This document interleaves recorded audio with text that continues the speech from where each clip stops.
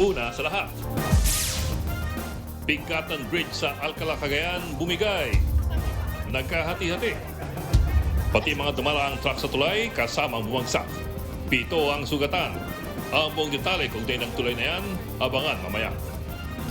Magandang gabi, Pilipinas. Sa Frontline tonight. Senator Ping Lacson, formal na ng bitiw bilang chairman ng Senate Blue Ribbon Committee. May sagot din siya sa mga kapwa niyang senador na umunay naninira sa kanya. Mungkahin ang mass resignation sa gobyerno at snap elections, baka lalo lang daw makagulo at baka lalo pang hindi makulong ang mga kurakot. Philippine National Police, wala raw nakikitang batayan para ikudita si Pangulong Bongbong Marcos. Mga call center agent kinulong umano sa opisina ng kanilang boss habang lumilindol sa Cebu. 4 na buwang sanggol, himalang nakaligtas sa pagguho ng kanilang bahay dahil sa lindol. At sa ating pabaong pampagood night, ang viral na video ni Bantay na sumalakay, tinakbo ang cellphone.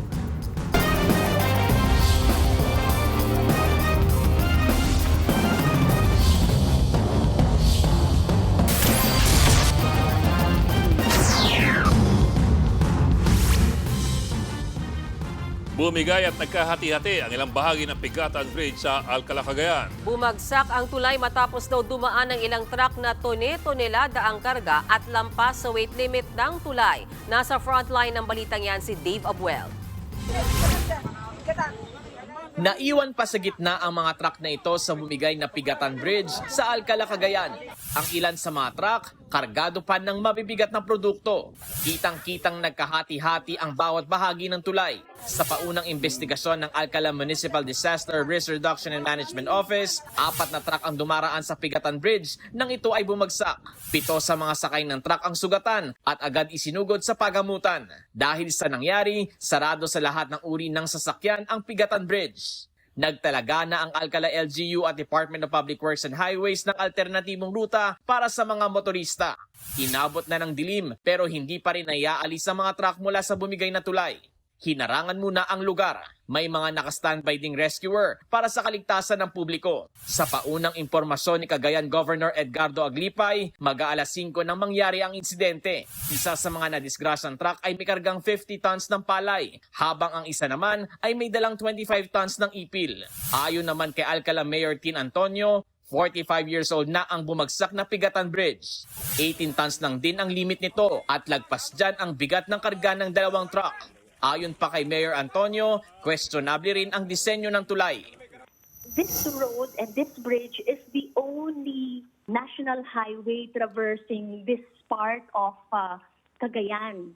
And so there is no other choice for trucks and big vehicles to pass by this bridge. And so ang tanong ko, kung ang gamit ng mga trucks dito ay talagang pangmalalakihan, this is the national highway, bakit 18 tons lang ang bridge na ito? Hindi ito ang unang beses na may bumagsak na tulay sa Cagayan ngayong taon. Nito lang Pebrero, gumuho rin ang Kabagan Santa Maria Bridge sa Isabela dahil sa overloading. Binisita pa ni Pangulong Bongbong Marcos sa naturang tulay na nasa 900 million pesos daw ang inisyal na halaga ng konstruksyon. Nagbabalita mula sa Frontline, Dave Abuel, News 5. At kung ganyan ang balitang yan, kausap po natin live si Alcala, Cagayan Mayor Tin Antonio. Good evening po, Mayor Tin. Thank you po for joining us. Good evening, magandang gabi po sa lahat. Ma'am, I suppose marami nagulat nung sinabi niyo na 18 tons lang pala itong load limit ng bridge, considering na it's the major highway linking two provinces. From your perspective po, was that a practical load limit? Wala po tayong magawa at this point dahil ito pong bridge ay ginawa 45 years ago. So, nung panahon na ginagawa itong bridge na ito, hindi pa na-anticipate syempre yung traffic ngayon, yung bigat na dalahin ng mga trucks and vehicles. So, yun po yung naging sitwasyon. Isa pong lumang bridge na hindi po napalitan ng bago na may mas mataas na load limit. Tapos, sa kabilang banda, yun pong pangangailangan na ngayon ng mga commuters, mga trucks, mga vehicles, talagang mas mataas na klase na ng antas ng bridge. So, yun po yung yung doon, disparity doon. Hi ma'am, this is Mean po. Over the 45 years po, may ginawa man lang po bang kahit anong forma ng reinforcement? Dahil nga po, this is old. The bridge is old already. Yes, nakausap po natin kanina ang Assistant Regional Director ng DPWH, ganun din po yung District Engineer, at meron naman daw pong mga repairs and assessments na regularly ginagawa, pero mas mainam na sila po yung tanungin kasi sa mga bagay na yan, hindi po regular yung pag-abiso sa amin bilang LGU. Isang bagay na mas mainam kung closer sana yung coordination para kami din naman mas naabisuhan ang ating mga kababayan, ang ating mga commuters on the state of the bridge. Well, ma'am, it is along the national highway, although it doesn't seem to be crossing any major rivers. Kung sakali, baka Sapa lang. I was looking at Google Maps eh. But at any rate, ano pong epekto nito sa inyo, sa komunidad ninyo up north and down south of the bridge? Maantala po yung flow ng people, goods, and services. Talagang maapektuhan po yung ekonomiya. Yun pong light vehicles, meron pong circumferential road, pero municipal and barangay road po ito. Malit lang. Doon din sa area na yon. For heavy vehicles, yung talagang nagtatransport ng vital goods, palay, construction materials, kailangan na umikot pa sa 2 karatig bayan. That will add 82 kilometers to the travel. So talagang malaking dagok ito. Ma'am, balikan ko lang yung 18 tons. Okay, given na yun lang yung kaya or yung limit ng bridge, ano, I'm sure hindi ho ito yung unang beses na may dumadaan na more than 18 tons. I mean, hindi ho ba normalan yan talaga na more than dun sa weight limit? O meron po bang supposedly nagbabantay para pasok lang dapat sa weight limit yung dadaan dun sa bridge? Kung the past 45 years po, for sure may mga instances talaga na may mga mabibigat na dumadaan na more than 18 tons. Yun pong pagbabantay naman ay siyempre ito ay nasa pangangalaga ng DPWH bilang part ng National Highway at saka ng bridges. Kung kaya't yun nga yung ibinungkahi namin na sana closer ang coordination ng ating DPWH sa aming mga LGUs nang sa gayon ay mas paabisuhan natin ang ating mga commuters. Pero at this point in time, hindi maganda na kumbaga nagkakaroon ng putting blame, at this point in time na inaayos natin yung sitwasyon. Rather, kumbaga eye-opener na dapat on how to improve coordination, ano yung mga dapat na gawin. Ako naniniwala talaga ako that the safe and sound bridges, should be, the onus should be on the DPWH kasi sila talaga yung merong responsibilidad noon.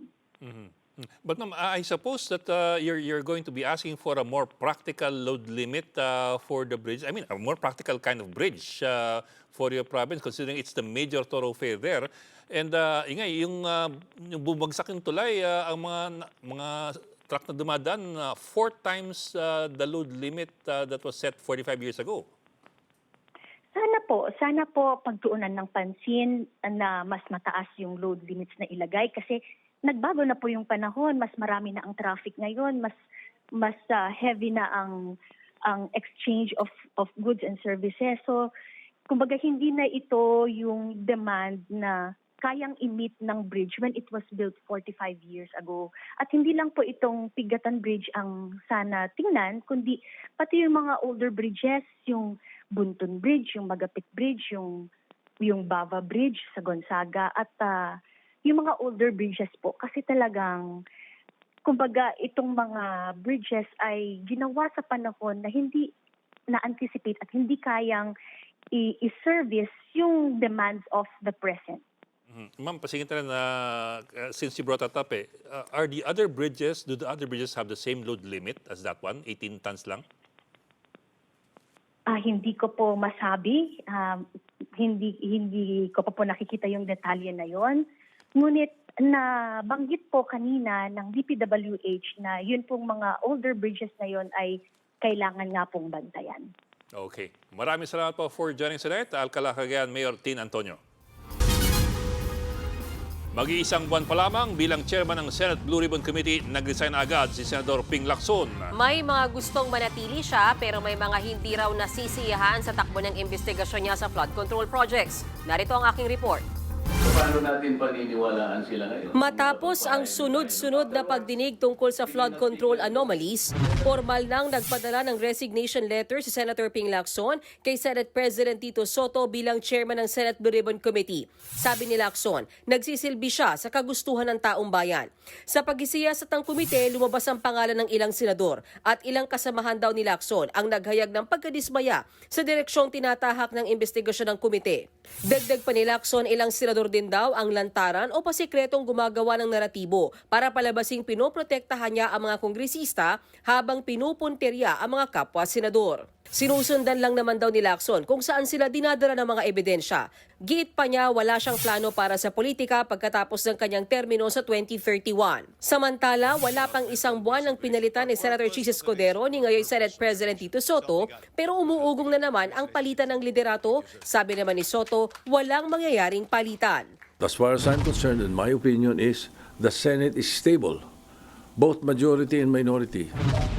Pinabulaanan din ni Senator G.V. Ejercito ang umunoy planong pagkala sa mayorya, bagay na kinumpirma rin ni Soto matapos silang magkausap. Maging si Senator Joel Villanueva mula sa minority bloc, sinabing walang kudita na pinag-uusapan. Hindi ko alam kung saan nanggagaling eh. Alam mo naman dito sa Senado, pagka nanggagaling sa social media yung kwento, hindi ka, madaling kumalat dahil social media, pero I don't see it coming from anywhere. In fact, the other day nagkausap kami ni Senator Alan at nababanggit na rin yan eh. Sabi niya nga, siya mismo nagsabi sa akin, wala naman akong kinakausap kahit sino. I believe him. Si Senator Kiko Pangilinan naman nanawagan kay Lacson na baka magbago pa ang kanyang isip sa pag-resign bilang chairman. Sabi ni Pangilinan, bagamat may ilang hindi sumang-ayon sa mga pahayag ni Lacson, na ayos na raw ito sa majority caucus noong October 1. Hinimok din ni Pangilinan ang mga kasamahan sa mayorya na muling pagtibayin ang suporta kay Lacson.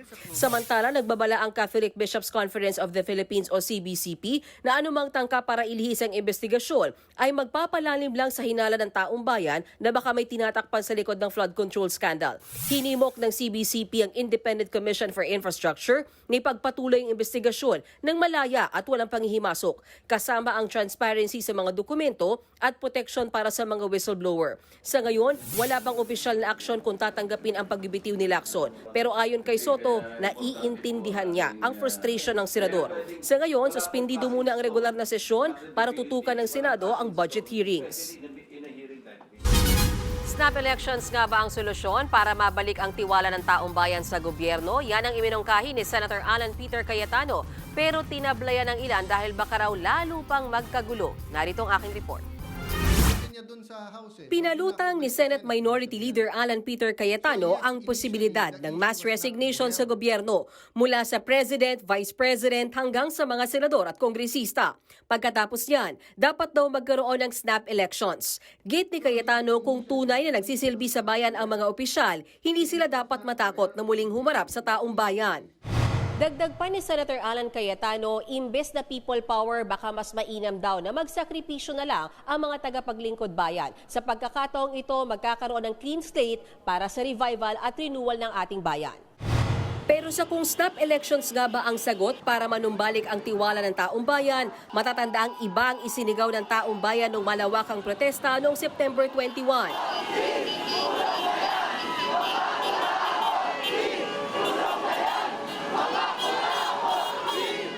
At sang-ayon sa sigaw na yan, si Senate President Tito Soto, giit niya, hindi eleksyon kundi hustisya ang solusyon.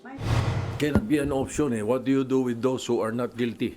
What do you do with those who are newly elected and have no bad records? Idadamay mo doon sa mga guilty or sa mukhang guilty kung hindi man guilty. Kung meron bang marumi, ba't natin idadamay yung mga malinis? We will be entering uncertainty and chaos in the political. Dagdag pa ni Soto, kung malinaw ang paggamit ng pondo, malinaw ang investigasyon at may resulta ang korte, wala nang dahilan para mawala ng tiwala ang taong bayan. Everything will be done through the eyes or within the purview of the people. Hopefully, the ICI can open to the public its deliberation. And the most important of all is that the judiciary act well. Palagay ko doon, pag nakita ng mga tao, malinaw ang investigasyon, malinaw din ang resulta ng judiciary. What more can you ask for? Naniniwala rin si Senate President Pro Tempore Ping Lacson na hindi solusyon ang snap elections. Baka nga raw magdulot pa yan ng mas malalang korupsyon. Mas mainam daw na siguruhing mapapanagot ang mga korap na opisyal para ibalik ang tiwala ng publiko. Sang-ayon naman si Senator Erwin Tulfo sa ideya ng snap elections. Pero tanong niya, posible ba ito ngayon at saan kukunin ang pondo? Git naman ng COMELEC, malabong magka-snap election ngayon. Sa lagay, mukhang wala namang pong batas pwedeng maipasa upang mapag-resign yung lahat. Nakasaad sa 1987 Constitution na may fixed term ang mga halal na opisyal ng gobyerno mula sa presidente hanggang sa mga konsehal. Kung walang ipapasang bagong batas para dito, wala raw mangyayaring snap elections. Huling nagkaroon ng snap elections noong Pebrero 7, 1986 sa panahon ni dating Pangulong Ferdinand Marcos Sr. na kalaunan ay humantong sa EDSA People Power Revolution. Dapat po natin isipin na yung panahon yun ay iba po kasi ang sitwasyon at iba rin ang legal regime ng mga panahon na yon.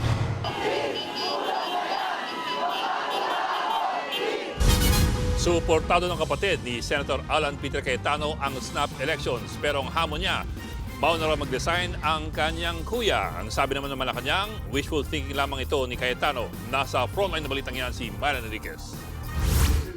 Walang oras si Pangulong Bongbong Marcos sa pamumulitika. Yan ang sagot ng palasyo kasunod ng panawagan ni Senator Alan Peter Cayetano na mag-resign na ang mga nakaupong Pangulo, pangalawang Pangulo, mga senador at kongresista at magkaroon na lang daw ng snap elections. Ayon kay Palace Press Officer Yuse Claire Castro, wishful thinking at personal na hangarin lang ito ni Cayetano. Ang dapat daw bigyang pansin ay ang pangangailangan ng mga mamamayan at hindi pansariling interes lamang. Pinalagan naman ng mga kongresista ang panawagang yan ni Cayetano. Git ng Makabayan Bloc, nais lang daw pagtakpan o ilihis ni Cayetano ang protesta ng taong bayan laban sa katiwalian. Tanong pa ng Makabayan, paano raw tutugunan ng eleksyon ang issue ng pananagutan at ang katotohanan na ang election process ay dinodomina pa rin ng political dynasties at di umano'y mga tiwaling politiko. Ganito rin ang paniniwala ng Akbayan Party List. Para kina Congressman Shel Jokno at Percy Sendanya, hindi snap elections ang sagot sa pagpapanagot laban sa mga kurakot. Ang panawagan ng taong bayan ay accountability, panagutin yung mga nagnakaw sa kaban ng bayan. Hindi eleksyon ang sagot dito. Bakit natin gagawin yon? Kita nyo naman dito sa Kongreso, tuloy-tuloy ang trabaho ng lahat ng mga mambabatas. At malapit na rin natin matatapos ang budget season. Iginit din ni Minority Leader Marcelino Nonoy Libanan na wala ang snap elections sa konstitusyon.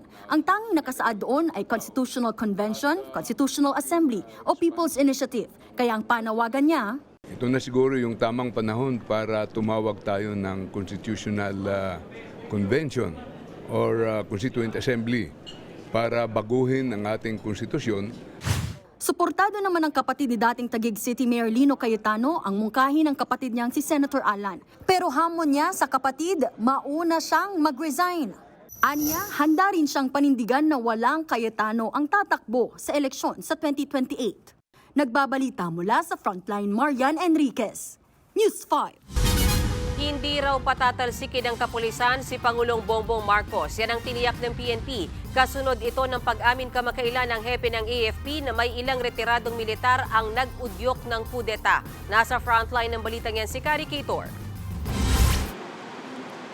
Humarap sa media kanina si Acting PNP Chief Lieutenant General Jose Melencio Nartates. Tinanong siya kung merong mga aktibo at retiradong miyembro ng kapulisan at militar na humihikayat sa kanyang patalsikin si Pangulong Bongbong Marcos. Sa akin, wala pa namang kumakausap as well as my staff as well as the commanders and even the regional directors. Pagka meron and then maybe pwede ko silang kausapin not to do it.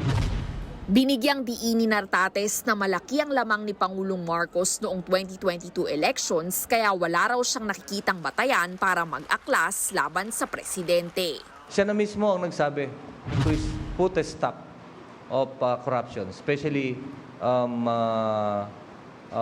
flooding that caused the flooding here in Metro Manila and nearby provinces. And even sa lahat, I don't see any basis para patalsikin. Dahil dyan, hindi raw kailangan ng loyalty check sa hanay ng mga pulis. Mananatili raw na tapat sa paglilingkod at serbisyo ang PNP. Actually, the loyalty check with or without orders for loyalty check, ginagawa natin yan. Kaya nga sinasabi natin, the state of morale of the Philippine National Police is relatively high. Kung sakali namang magkaroon ulit ng malawakang kilos protesta sa Nobyembre, nakahanda na raw ang kapulisan.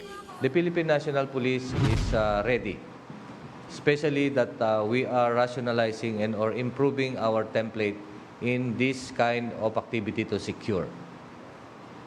Okay, we're gonna deploy, use our resources at tutulungan natin ang ating mga unit.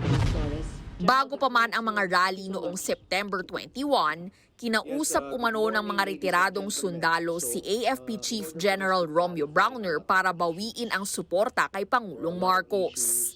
Ayon daw sa mga retired military officer, may ibang mas karapat-dapat na maging presidente, pero hindi nila tinukoy kung sino. Maaring through a coup d'etat as written, a military junta, in order to come up with a reset for the entire Philippine society, or withdrawal of support. Mismong si Browner daw ang umayaw rito. Pinaalam niya rin daw sa Pangulo ang pinaplanong kudeta ng iilan.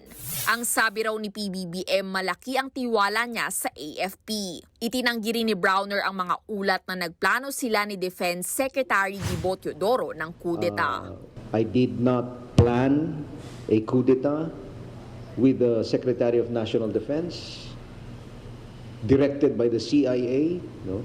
So, in other words, there is no truth to that report. Nauna na ring itinanggi yan ni Teodoro. Nitong nakaraang linggo, sinabi rin ni Interior Secretary John Vic Remulla na chismis lang ang kudeta. I've not received any intelligence briefing to that effect. It's just rumors. I don't think it will happen. Pati ang Malacanang, sinabi ng buo ang tiwala ni PBBM sa mga sundalo na mananatili silang tapat sa konstitusyon. Nirerespeto naman daw ng Pangulo ang galit hindi lang ng militar, kundi lahat ng Pilipino pagdating sa issue ng korupsyon.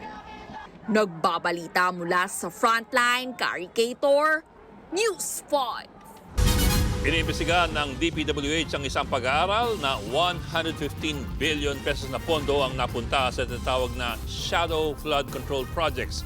Ito po yung mga proyekto kontrabaha na hindi nakalista sa ilalim ng Flood Management Program ng gobyerno. Nakita ito ng National College of Public Administration and Governance or NCPAG ng University of the Philippines. Base pa sa kanilang pag-aaral, kahit daw tinaasan ang alokasyon sa disaster risk reduction and related infrastructure, tumataas at tumitindi pa rin ang pinsala ng mga kalamidad. Sabi nga ng Pangulo, all infrastructure projects of the past 10 years, kailangan tignan natin. So, titignan din natin yan. So, ang gusto ko lang sabihin sa mga kababayan natin, napakarami pong proyekto nito na kailangan nating pag-aralan, kailangan nating inspektin. So, hindi ito magiging madali, hindi ito magiging mabilis. Pero tuloy-tuloy po tayo. Isang miyembro ng Independent Commission for Infrastructure ang nagbabadya raw na magbitiw sa pwesto. Sinabi yan sa privilege speech ni Caloocan 2nd District Representative Edgar Erice. Ayon sa mambabatas na kausap niyang isang ICI member na nawawalan daw ng pag-asa sa ginagawa nilang investigasyon sa mga maanumalyang flood control project. Wala raw kasing kapangyarihang magpakontempt ang ICI. Kaya hiling ni Erice sa Kamara gumawa ng batas para mapalawak ang kapangyarihan ng komisyon. Hindi pinangalanan ni Erice ang nakausap na miyembro ng ICI. Sabi niya po that without contempt powers, we might as well just tasked the NBI and the Ombudsman to do the investigation. Hingi natin sa ating Pangulo na i-certify ito. At kung kinakailangan natin mag-special session, gawin po natin ito.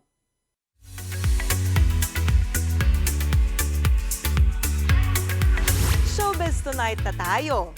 Mga kapatid, nominado tayo sa 30th Asian Television Awards. Kabilang sa mga pasok ang ating palabas na Ang Himala ni Niño para sa Best Children's Program.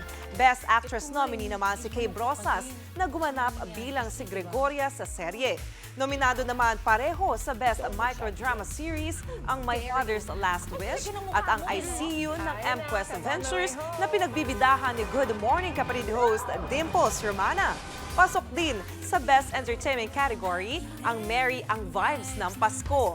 Nominated din as Best Entertainment Presenter or Host si singgaling host Randy Santiago. Mga kapatid, dahil yan sa walang sawa niyong suporta, kaya maraming salamat. Sa November 28 and 29 na ang awarding sa Jakarta, Indonesia.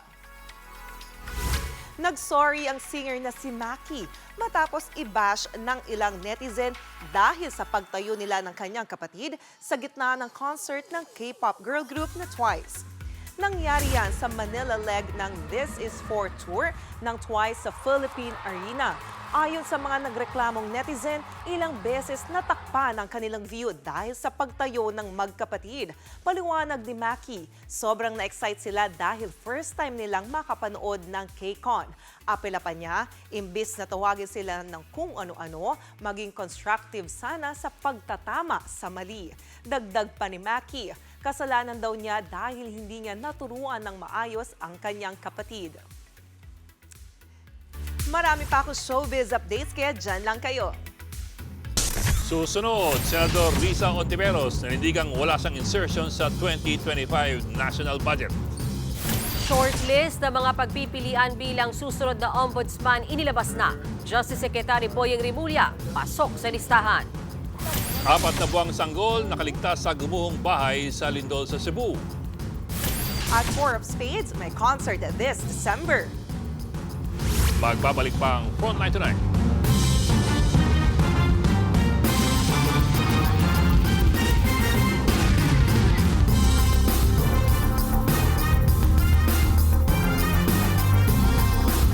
Mga kapatid, Ed Lingaw po, maging maalam at may pakialam sa mga napapanahong balita sa ating bansa. Para sa mas malilimang pagtalakay at paghimay sa mga issue at headlines, mag-follow at mag-subscribe sa social media pages ng News 5.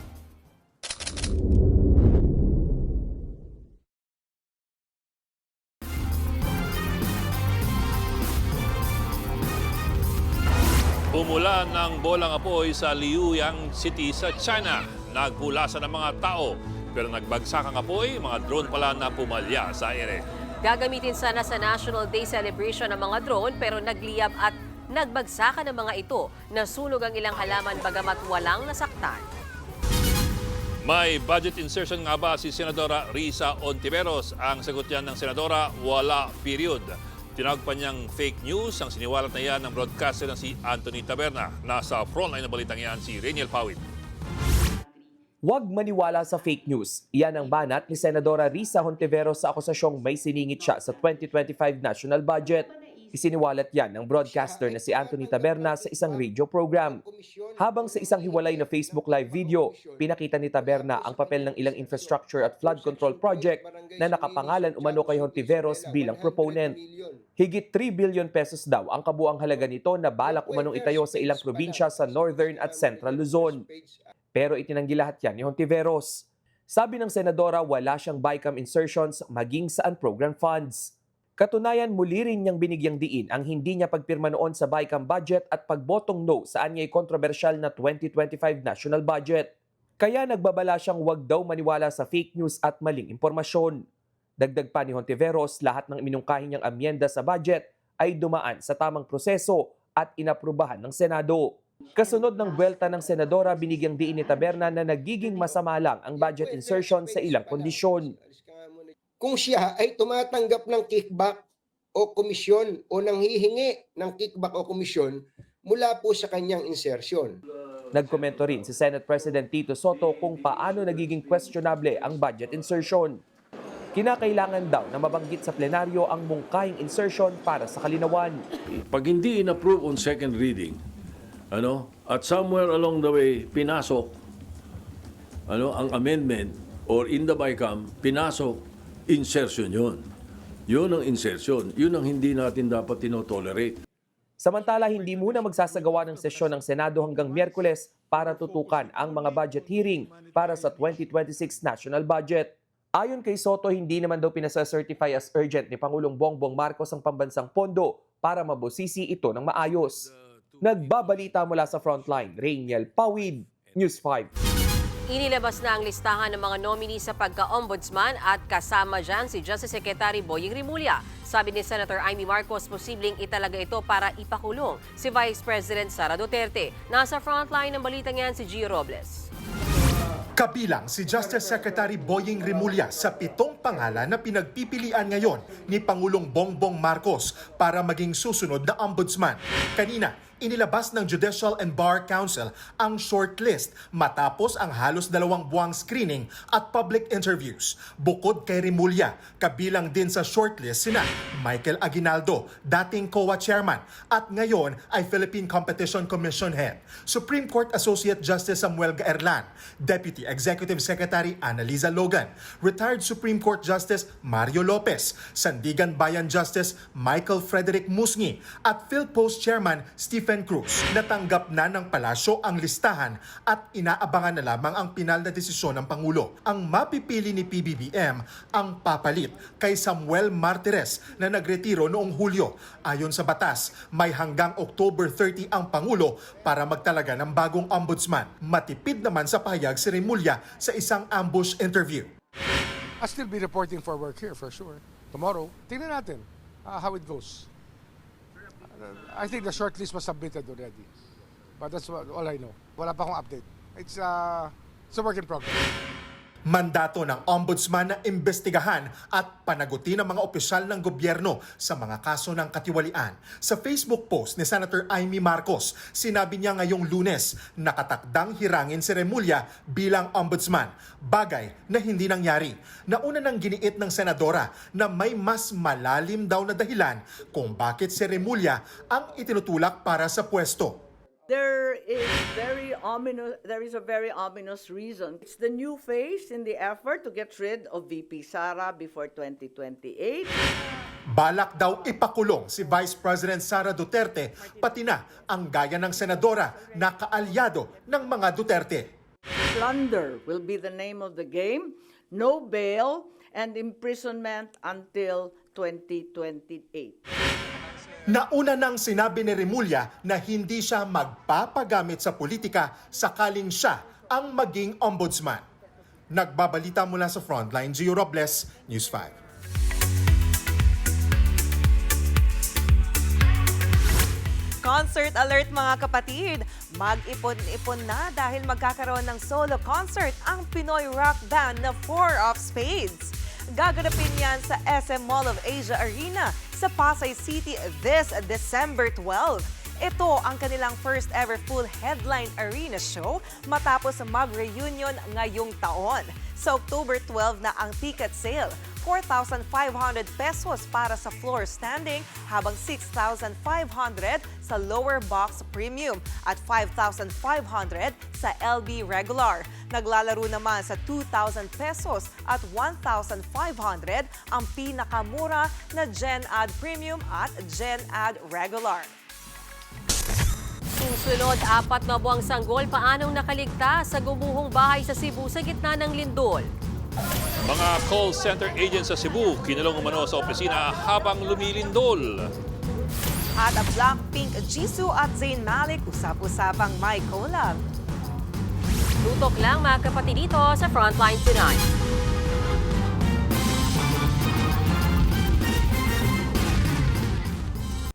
Mga kapatid, Mean Los Baños po, huwag magpahuli sa mga balita at impormasyong dapat ninyong malaman.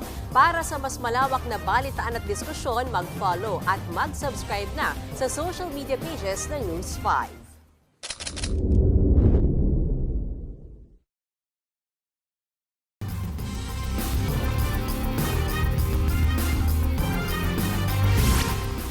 Hinimalang nakaligtas ang isang sanggol sa Medellin sa Cebu matapos matabunan ng naglalakihang bato ang kanilang bahay dahil sa lindol.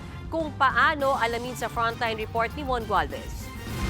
Kinailangang sumakay ng News 5 sa bangka para marating lamang ang isla ng Gibitngil sa Medellin, Cebu. Matapos ang nasa 20 minutong pakikipambuno sa mga alon ng dagat, sumakay din kami ng habal-habal o motorsiklo, marating lamang ang komunidad doon. Naabutan namin sa isla ang naghihinagpis sa sinanay Maribel Pilones. Namatayan siya ng anak, hipag at apo mula sa malakas na lindol nung nakaraang linggo. Sakit kayo. Nawaan nga akong anak nga pinangga nga buutan. Gumagat. Aka na gani nami problema. Nako'y problema din. Muna sakit yung guys ako nga. Ang akong anak nga mo'y makatabang. Mo'y gikuha sa Ginoo. Namatay ang mag-asawang sina Marwin at Catherine Pilones, pati na ang 6 na taong gulang nilang anak. Lahat sila natabunan ng buhay mula sa nangyaring rockslide. Nung mangyari ang malakas na lindol, ganito kalaking bato ang gumulong pababa mula rito sa tirahan na dinaganan yan. Halos yung sukat na ito ng bahay, kaya naman milagro ng may tuturing na may nabuhay pa mula sa insidente. Himalang nakaligtas ang 4 na buwang gulang na anak ng nasawing mag-asawa. Sabi ng mga nakakita, tila humarang daw mga magulang para hindi matamaan ng bato ang kanilang bunso. Walang anumang sugat ang sanggol ng ma-rescue. Marami ring iba pang bahay sa islang nasira. Nagkadurog-durog ang ilang bumagsak na pader. May mga mahahabang bitak din na nagsulputan. Natakot din daw ang mga residente na baka magka-tsunami nung maranasan ng malalakas na pagyanig. Matatak sa isip ko yung matapos na katapusan na namin lahat, sir, dito sa isla. Ginawa ko sa pamilya ko, niyakap ko na naman din sila, tapos iyak na naman. Naabutan pa namin ang ilan sa kanila na nagtatayo pa rin ng mga tent sa open spaces. Kakaba-kaba pa rin sila rito dahil sa walang tigil na aftershocks. Bagamat may mga dumarating na mga donasyon, nananawagan pa rin sila ng sapat na tulong mula sa pamahalaan, lalo't hindi ganun kadaling marating ang island barangay. Kailangan namin ma-repair namin yung bahay, sir. Sa mga senador dyan sa Malacanang, tulungan nyo kami dito. Wala kayong pera. Kasi wala kaming pera sa ngayon. Nagbabalita mula sa Frontline, Mon Gualvez, News 5. Maring kinundinan ng grupo ng mga BPO workers ang ginawang pagkulong daw ng isang BPO boss sa kanilang mga ahente sa kasagsagan ng magnitude 6.9 na lindol sa Cebu noong nakaraang linggo.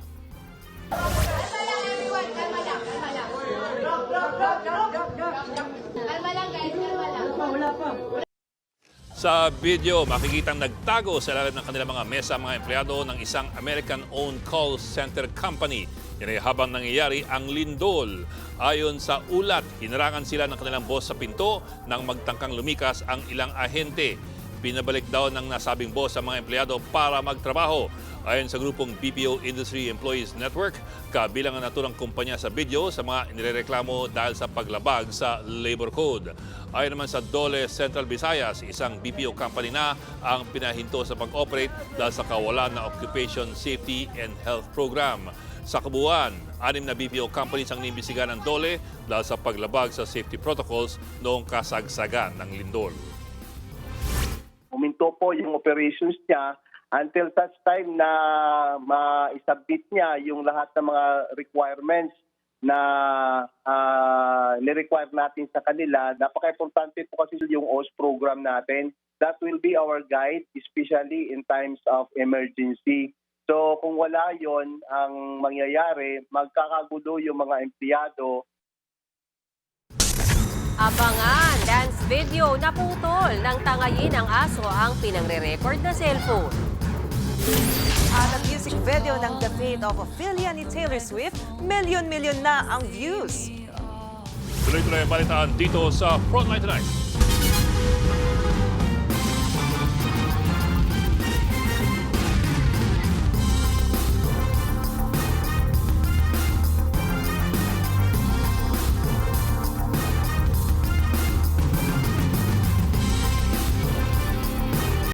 Mga kapatid, Johnny Alipon po, maging updated sa latest entertainment at lifestyle. Huwag magpahuli, mag-follow at mag-subscribe na sa social media pages ng News 5.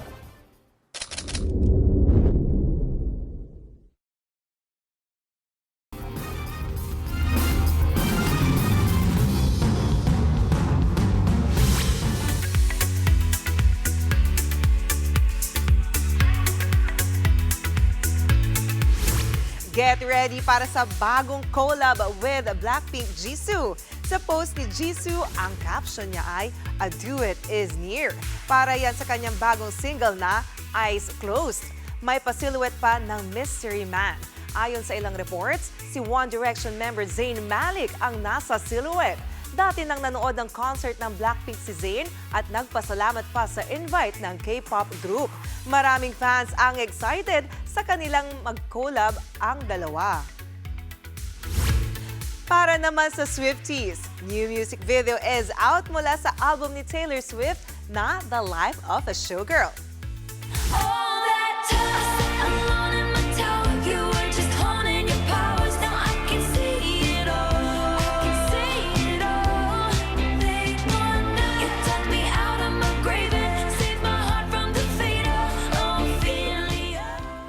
Yan ang The Fate of Ophelia. Classic show with old school theater ang atake ni Taylor sa music video. Inspired ang kanta sa karakter ni Ophelia na nasawi sa tragic play ni William Shakespeare na Hamlet. Pero ang peg ni Taylor sa kanta, nasalba siya ng Someone from That Tragic Fate of Ophelia. Lead single yan sa kaka-release lang na album na The Life of a Showgirl. At yan ang latest and hottest sa Frontline Showbiz tonight. Ako po si Jenny Alipon. Happy Monday, mga kapatid!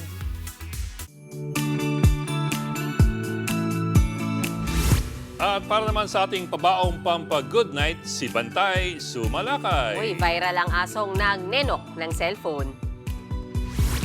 Nagpa-practice ng sayaw ang grupong yan sa isang open area. Nang saktong pagtalikod ng mga sumasayaw, dumating ang aso at kinuha ang cellphone na ginagamit pang video. Oh, aba, tumakbo pa ang kawatan.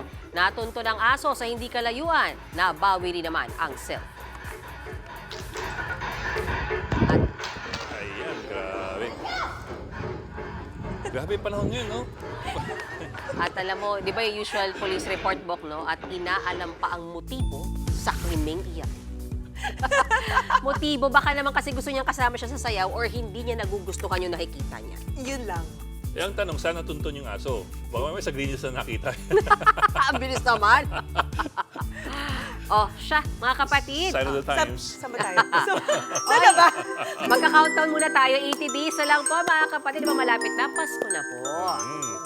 At yan po ang 45 minutong paghimay sa malagang headlines. Balitaan at diskusyon para sa paghubog ng matalinong opinyon. Kami inyong kapatid sa Balitaan at sa Public Service. Ako po si Mean Los Baños Orseo. Ako rin po si Ed Lingao, ang inyong mga kasabay sa Frontline Tonight.